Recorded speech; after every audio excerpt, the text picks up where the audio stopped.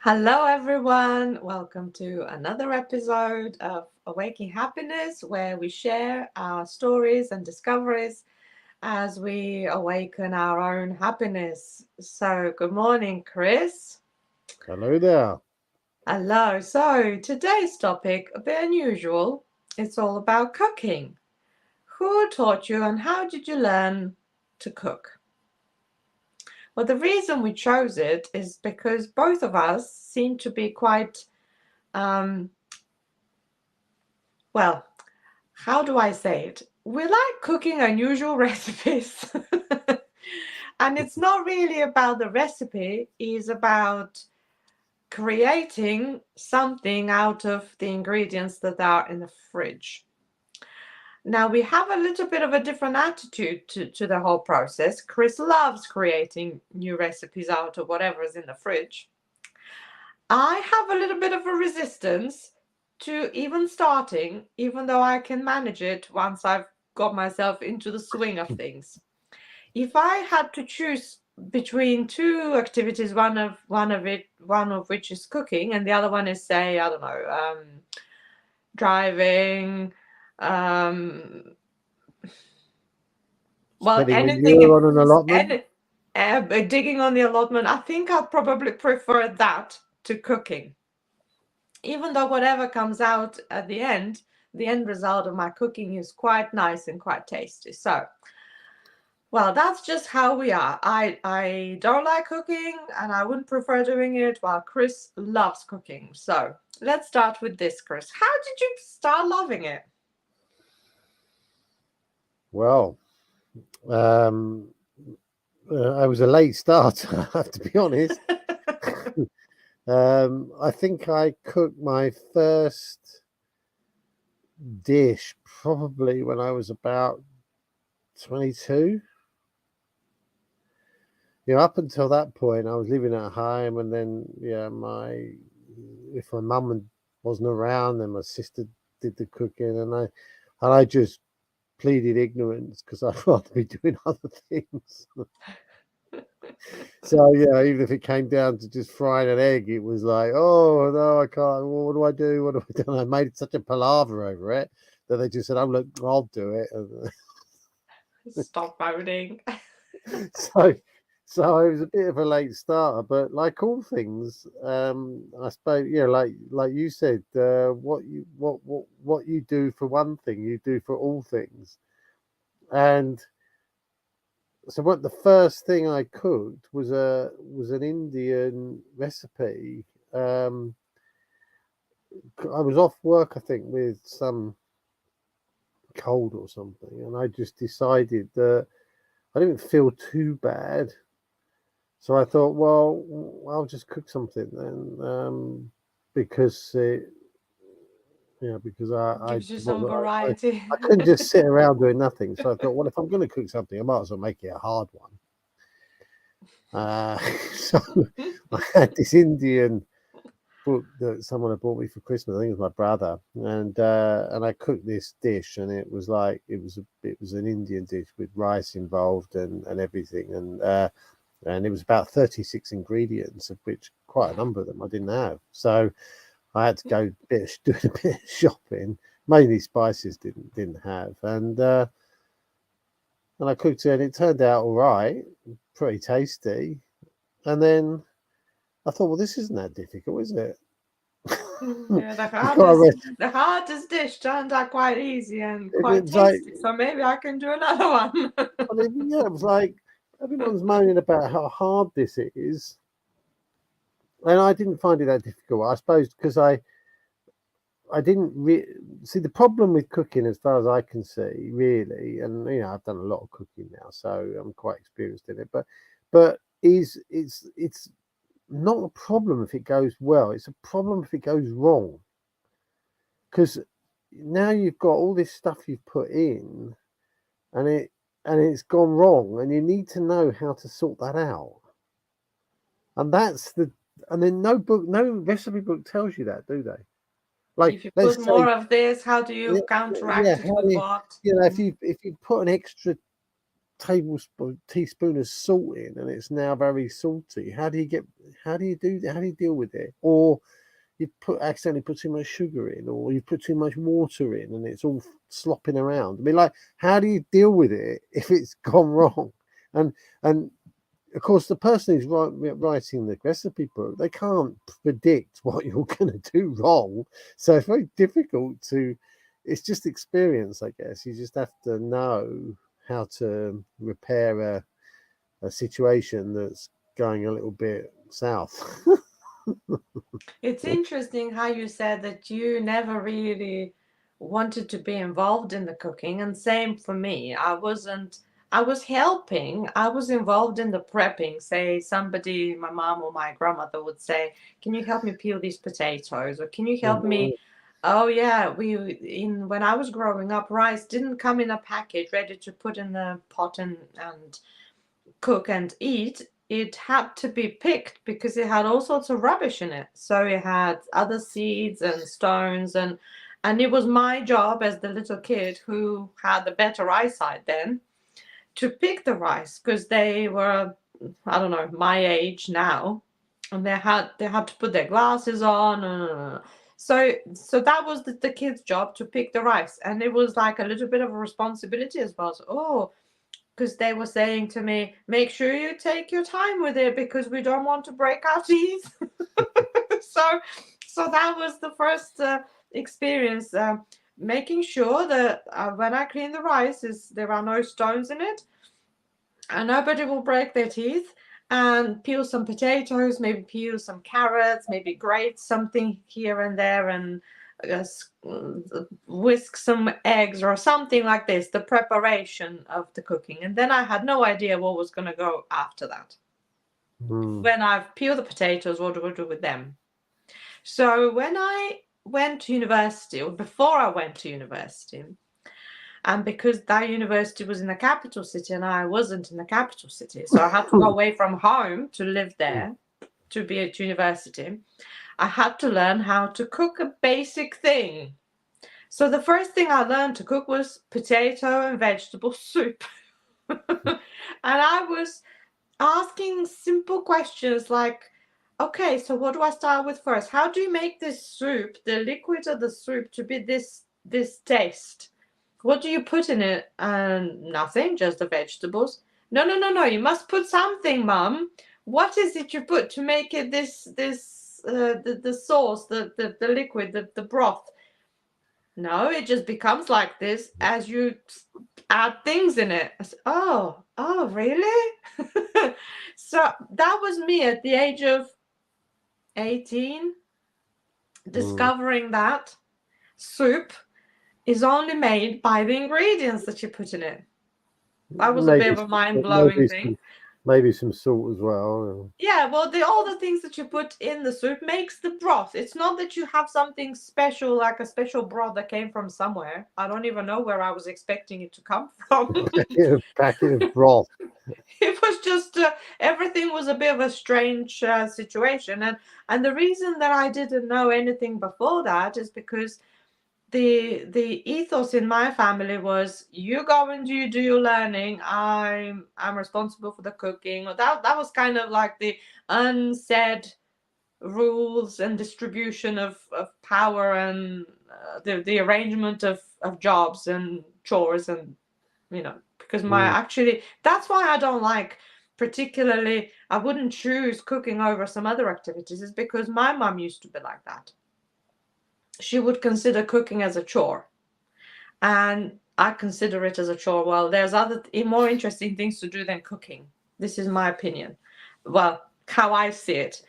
So at the age of 18, I'm learning how to cook soup, and then I was asking, well, how much of this and how much of that, and what next, and what time do I put this, and how long? Oh, so I figured out in my head that it's actually a matter of the consistency of the vegetable, what kind of vegetable it is, or if it's meat, what kind of meat it is, and then how long it takes to cook. And that's all you need to know. How long it needs to cook and how it cooks best. Does it cook best if you boil it? Does it cook best if you roast it or fry it or whatever you do with it? And that's all there needed to be to learn. And then from there on, I was off. And I had seen how my grandmother did some other dishes, so I'd seen it, but I hadn't really paid attention. So from there on, I started to actually look and observe. And it didn't take a lot to actually, you know, Yeah, but what you've got 5 there, years at university was a good practice. what you got there, you see, is you've got someone with experience who's doing it, and then you're asking questions, all right? But let's Yeah. take another scenario, right? Which is you've got basically now, let me ask a very simple question. How big was the ready meals section in the supermarket? Well, first of all, when I was young, we didn't have a supermarket. Exactly. So yeah, you have very few options lined up, right? And then the supermarket was a big thing. I said, wow, we can buy this. And oh, we can buy that. Oh, and my mom was like, yay, I'm not going to cook. No, so basically, and this is a massive thing, and maybe we should talk about this and just jot this down. Convenience, right?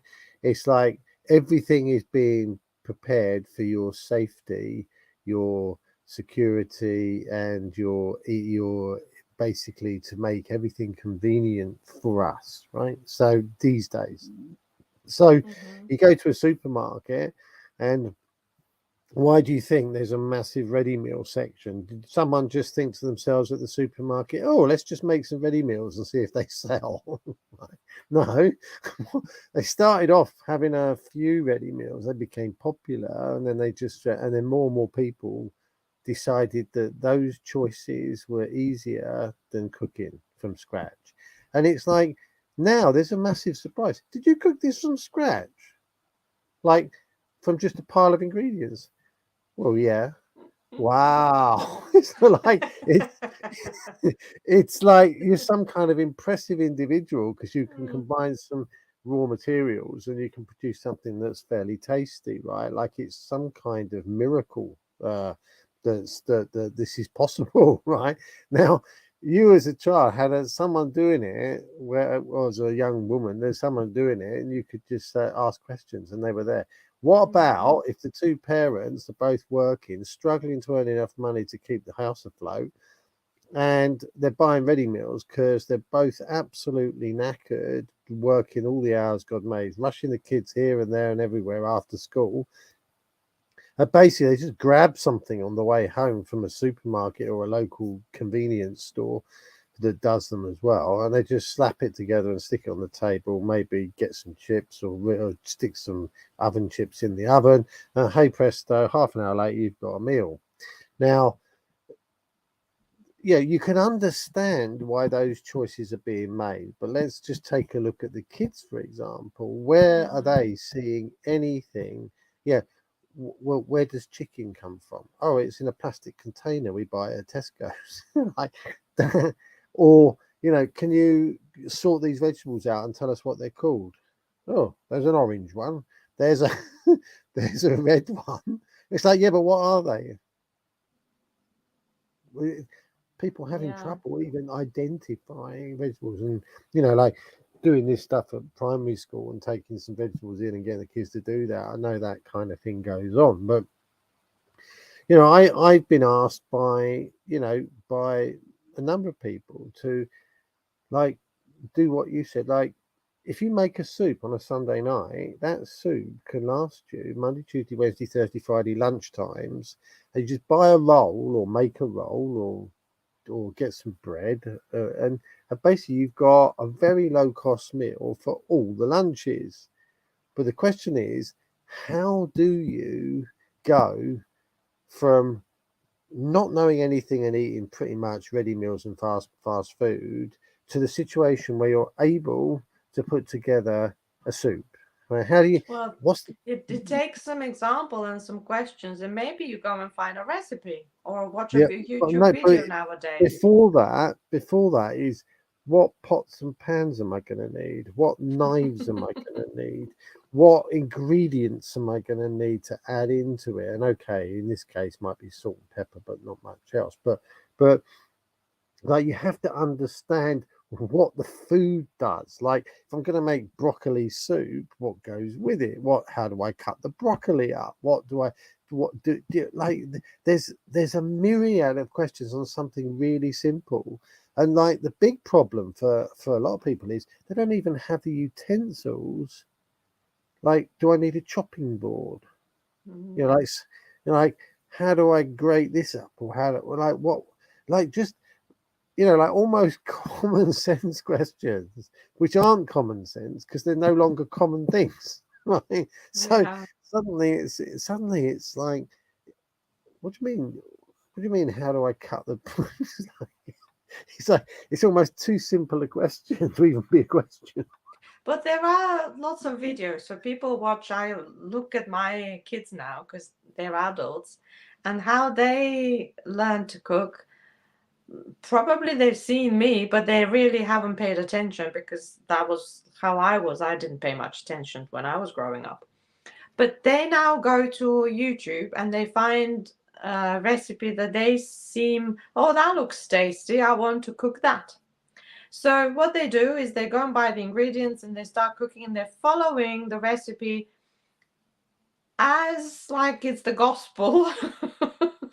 And there's no deviation allowed. There is no improvisation. Oh, my potatoes are not exactly as what this woman is showing me here on this video. Oh, what do I do now? Or maybe so there is a bit of a confusion about things.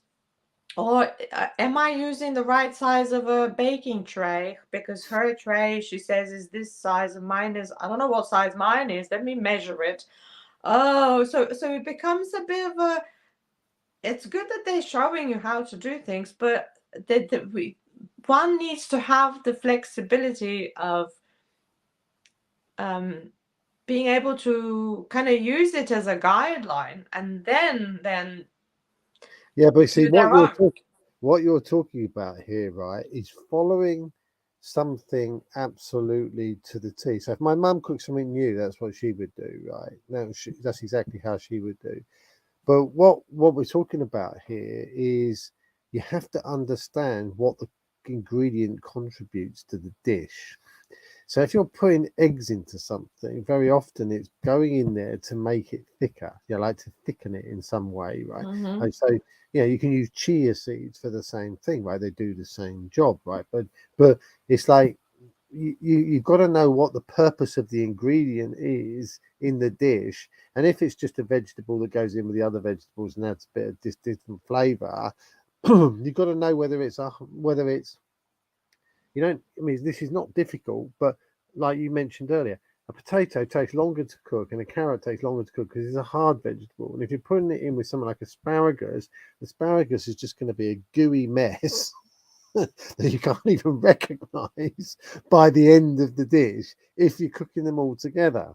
So, like, I know someone who was cooking a stir fry, is cooking a stir fry with potatoes, parsnips. That's not a stir fry. In That's like cubes. that's like a that's like a stirred dish that takes 45 minutes to cook. It's not a stir fry that takes 2 minutes. Because it's the wrong ingredients and like this is a really important point. The purpose of the ingredient, the contribution it makes to the dish, and until you understand that, there is no flexibility whatsoever in what you're cooking. No flexibility at all.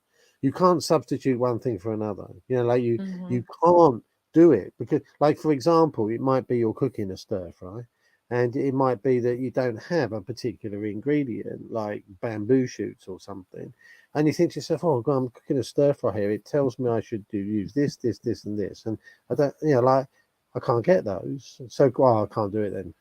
Well, now all you can do is get some sugar snaps or some mange two, slap them in, slap some spring onions in, because these cut them up. They don't take very long to cook, and they just stick some peppers in right at the end, just so they're still crunchy, and they're not going all liquid and disappearing.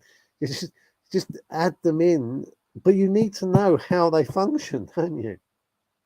So how do people go about learning this stuff? Well, Experience.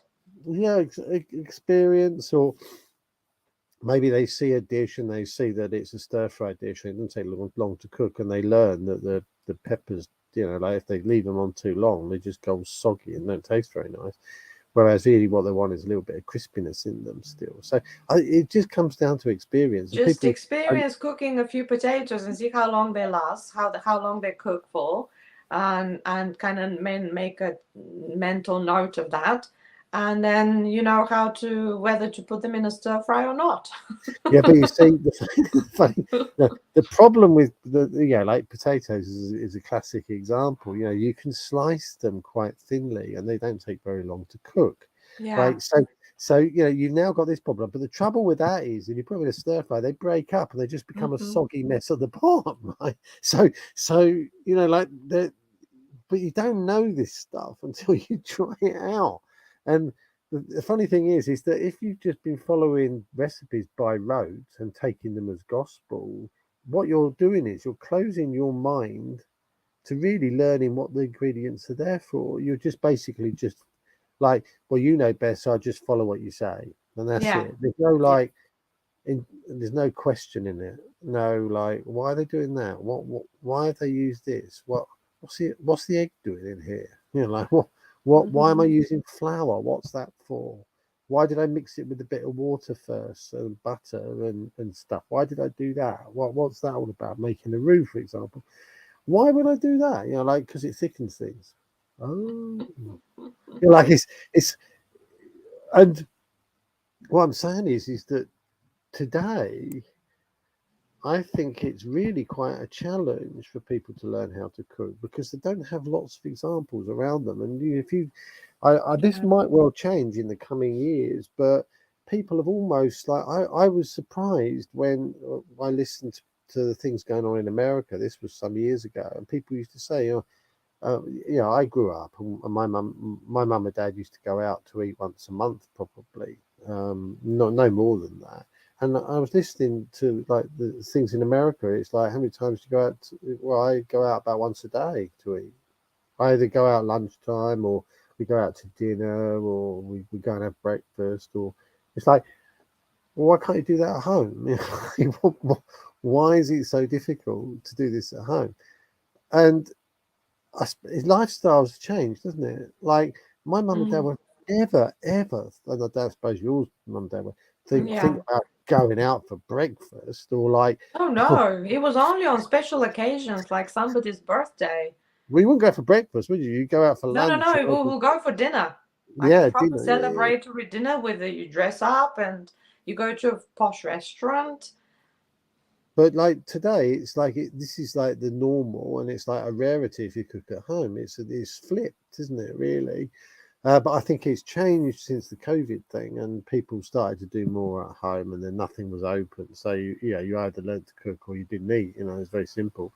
So now people are able to do more, and of course now you've got all these different things. You've got people who are vegetarian, you've got vegan, you've got people who are sensitive to this and sensitive to that, and it's like it's a minefield. Like it was much easier in the day, like wasn't it when you made Mm. bread and like it's got it's got what it's got in it. You don't have a like gluten-free bread It or doesn't stay without any mold on it for a month. It goes bad quite quickly. yeah. Molds quite fast. Another thing I'm thinking now while I'm listening to you is kids and how parents nowadays tend to be very proud that they're baking with their kids. So Mm, they're very keen on helping, teaching children or getting the children involved in baking biscuits, baking a cake, baking whatever. Baking seems to be a buzzword or buzz activity. But why don't they teach children? And I really didn't even involve my kids in any of my cooking, so I'm guilty of this myself. But why not get the kids to cook soup or cook something else, some meat dish? Why do they only need to be baking? As if Well, baking is some kind of a, it's not that, is it? What it is I that, don't I know mean, I what it remember is. this. My mum used to cook occasionally. She used to cook um, something sweet, a dessert of some description, and I was always saying, "Oh, can I scrape the bowl out? Can I can I lick the spoon?" No, but nowadays it's like children are stirring. They're adding the ingredients. They're taught how to measure 1 cup of flour, 2 cups of flour, 1 cup of sugar. Like crack the eggs. They are being taught how to do that. So they are being taught how to cook or how to bake in this case. But why Yeah, but can't we? Is it because it's knives and you cutting and chopping and things and it's maybe because you? it's sweet, and the kids like sweet things, and they like and enjoy. Like they make some gingerbread men or something. Yeah, but they Oh, like sweet, but they will buy because they cook the meal. They're gonna like that too. Or yeah, I teach them know, how to cook instead, but not just I don't bake. know, but I think the point is that the end product is enjoyable for the kid, and they'll enjoy it. Whereas if you cook it like a chili or something or some kind of dish, it's like, well, we're not ready to eat it yet. You can have a snack on. I think it's just it's a distinct entity. It's something that lasts. It's easy to fit in amongst other things, and it's fun to do with the kids, and they like it because it's sweet at the end of the day. Whereas I think Well, if you're that's cooking a called meal, instant gratification. So from a young age, we're teaching them like, okay, let's do this, whip these things, and then we'll get some sweets after that. yeah, I mean, can you imagine? Oh, right, let's come into the kitchen and we're now gonna cook a toad in the hole. Well, Right, they so we will need to love make that because they're gonna eat it after that. yeah, but like I've got to make the gravy, I've got to make this, we got it's like it's just too long. It's long. That's that's what my daughter would say. That's long. That's so long. Whereas if you just mix a bit of flour and egg and sugar in a That is long too. That's not that long, is it? You turn the mixer on, the way you go, right? So, and you just shape it up and stick it in the oven. It's not difficult, right? And yeah, there's not much to go wrong really in that exercise. But you can imagine a kid standing on a stool peering over a soup or something. It's like fraught with danger Yeah, and maybe like that's it's the knives, the cutting and the open flame or the hot stove yeah. and So but yeah, and I mean, like we got an example of my grandson is like cooking and stuff, and he really loves it. Like he's opened his eyes to the possibility of eating something more healthy. He's worried about that, and my daughter's not that inclined to teach him, but like now she's seen how he enjoys how the reaction to it, how he responds. It's a bonding thing, and like there seem to be more that they're prepared to do it and embark on that. So all I did was initiate it with a few videos, and now he's surprising himself with his capabilities. But he would, 2 years ago, I never thought he was going to be doing any cooking, would he? He'd have laughed at you. But he's doing his own barbecues, and he's doing this and he's doing that, and like he's only like 17. So he's yeah, that was quite far kind of ahead of me compared to what I was and how well, I was. He's way quite ahead of ahead of me, myself, me. way ahead of me too. I wasn't even, like thinking about that. I mean, having said that, I was making beer. That was good. so, so, so, so I, like on one side, and that needed cooking, and you needed to understand the ingredients and everything else. So I suppose I was being tutored in measuring and the process Observing the importance of and the ingredients. process, and what the ingredients did, because I questioned it, like, why am I putting these hops in? What do they do to the beer? What's the purpose of it? What's the taste change? You left them out sometimes, you put them in, you put different ones in, they're different qualities, and you learn about these things. And of course, all that puts you in good stead for when you do come out to cooking. But it was just a different angle, I guess. Like, and I don't see many people making beer these days. It's like, why would you bother? Like, There's so those much days, variety anyway. Yeah. Well, in those days, it was like 4 pints a pound for in the pub. You know, yeah, a low cost pub, 4 pints for a pound, or you probably 2 in a normal pub. And I was, and I was making beer for like 3p, 4p a pint. So, you know, you could save money, but of course you didn't have the social things going on. Yeah. So, So, if you like what we are discussing here, guys, take a second, press that subscribe button, and share the video if you find it useful. Going through the other episodes that we've already created, we have all sorts of variety of topics. We were talking about crypto the other day. We were talking about taking responsibility. We were discussing films, books. Yeah. And if you have a topic that maybe we can talk about next, you can put that in the comments as well. That would be great to hear from you in that respect. So thank you for watching. Chris, anything else to finish off on in this episode? Final thoughts? Not really. Just no, not really. I mean, it's an interesting topic, and there's so much more you could talk about, but time's an issue. So have a go at cooking for yourself and see how it goes, whether you like it or not.